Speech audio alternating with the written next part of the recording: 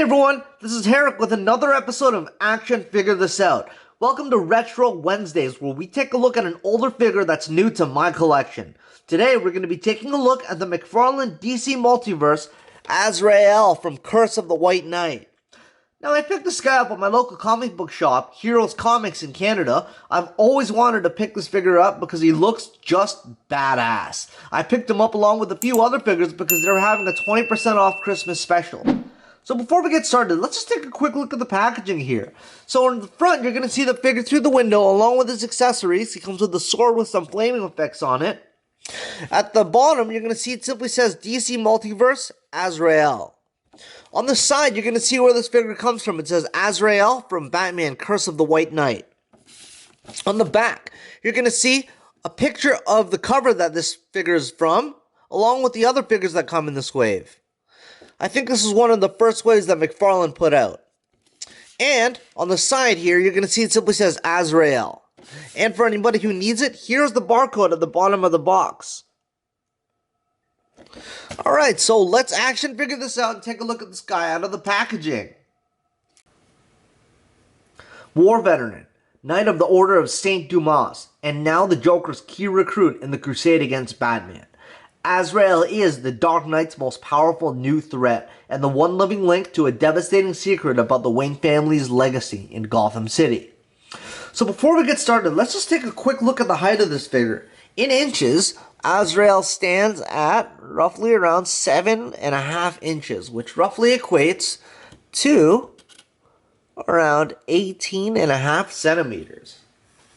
Now I'm just going to say that I love this design for Azrael. It's so badass. The red and gold just complement each other so well. The entire figure sticks out because of that. This look is so cool, I really love it. I like how when you take a closer look at this figure, you can see that they put a subtle wash over the red to make the sculpt stick out. I much prefer this look over the other gold label Suit of Sorrows look that they have. The mask looks great on this guy.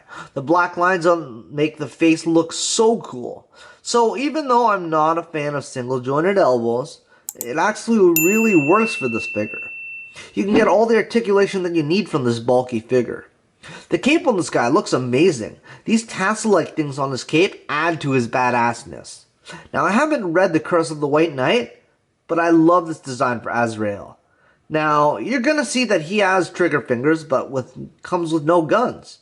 So if you do happen to have the McFarlane munitions pack, you can give him a gun, and to me, this is how he was supposed to be. This is what he was supposed to come with. You can find pictures of him on the internet holding a gun, so I believe that this is how you should display him.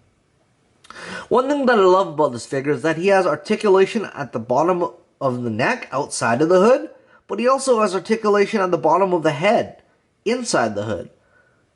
So you can get him looking around in whatever poses that you desire. Any figure with a hood needs to have this articulation. It doesn't hinder him at all. This is the articulation that you need with any hooded figure.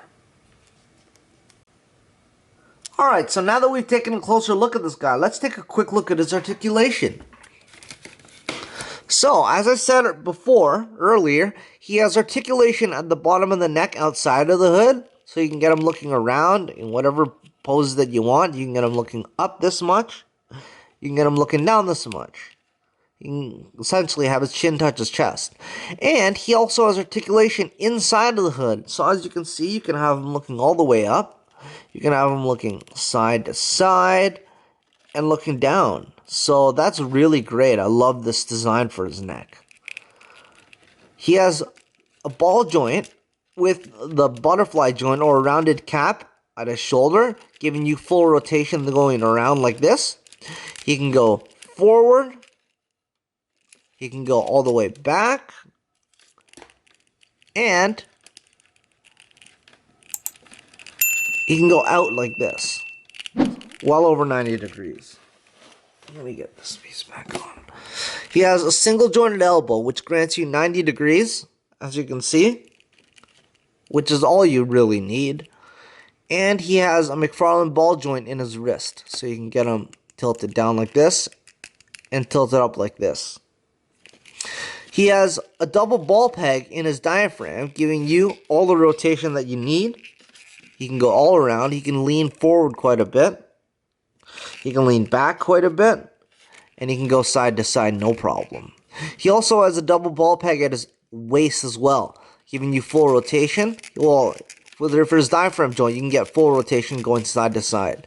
For his waist, you can also get him going side to side no problem, as well as leaning forward with that diaphragm cut, and leaning back. You can go all the way back. For his hips, he has the ratcheted McFarlane hips that grants you full splits, as you can see. He can kick forward this much, he can kick back this much, which is quite a bit, and he has a little bit of rotation. He has double jointed knees, giving you the ability to kick his own ass, and he has McFarlane ball joints in his ankles.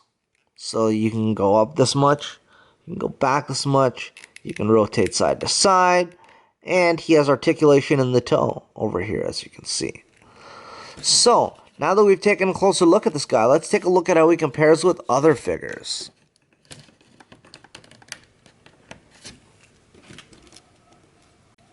Alright, so first we're going to take a look and see how Azrael stands next to the DC Rebirth Batman and the DC Rebirth Deathstroke. Alright, next we're going to see how Azrael stands next to the Grim Knight from Dark Knight's Metal and the Murder Machine from Dark Knight's Metal. Okay, here we have Azrael standing next to the Tim Drake Robin and the Page Puncher's Superman.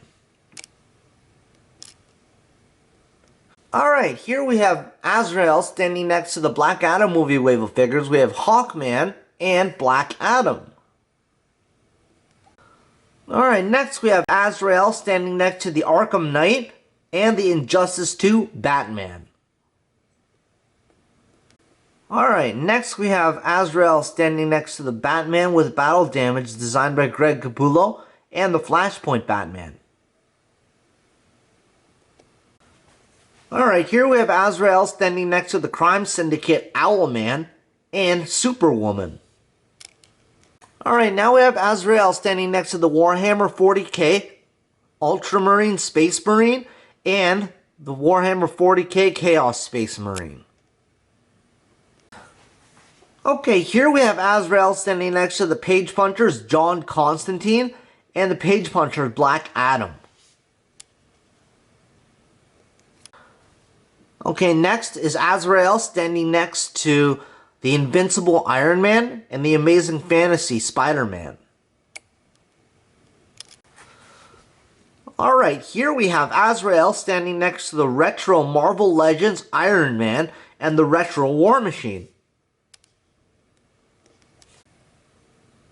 Alright, here we have Azrael standing next to the McFarlane All For One from My Hero Academia and All Might. Alright, next we have Azrael standing next to Blue Beetle and Booster Gold from the Blue Beetle and Booster Gold 2-pack. Alright, so now we have Azrael standing next to the Star Wars Black Series Cobb Vanth and the Star Wars Black Series Boba Fett Throne Room.